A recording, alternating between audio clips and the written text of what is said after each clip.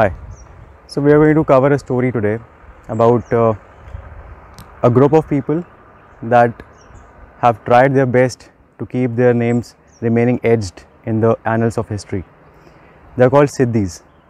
But even the most curious minds, the most inquisitive senses must also have missed out their names, because after all you feel that history is written by those who want to mention a name of their own choice in their books. Siddis has been largely forgotten, and we are going to cover the story of Siddis today here.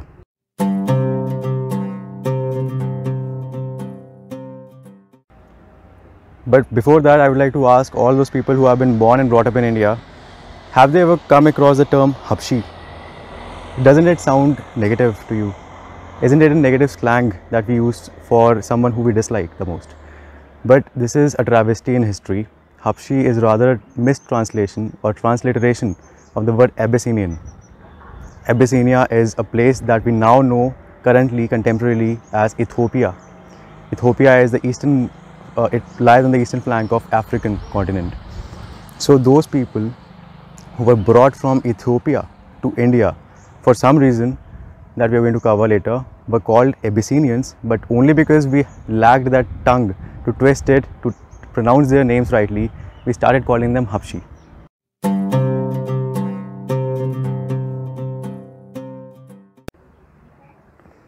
So how did we come to know that some Africans were brought to India?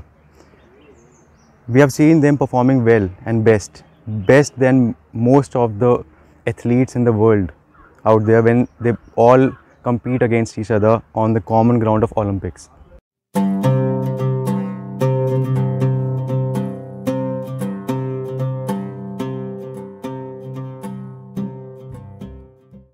Now that is current standards of judging their skills.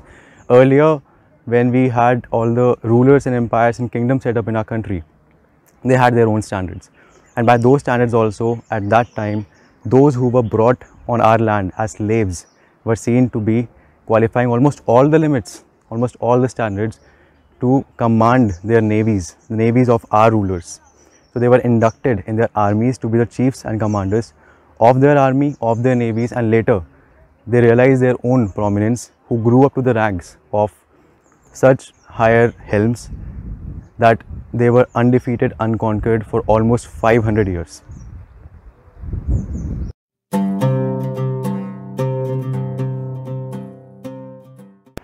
So perhaps I am standing in front of such coast on the western side of India that must have recorded the very arrival of slaves from Abyssinian part of Africa continent.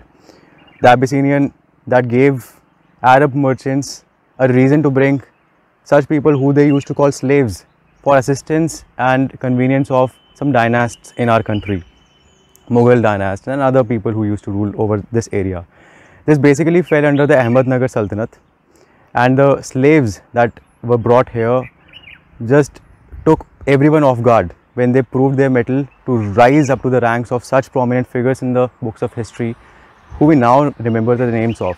And they are famous people who you know by Malik Ambar's name, or they are Jamal Uddin Yaqub, also known as the confidant of the famous Razia Sultan, the only women empress of Mughal Empire, and many other people who we are later going to talk about. But the main point here is that right from 12th century when they were brought here till the moment India got independence in 1947, they were inconquerable. They only saw up north on the curve of their progress.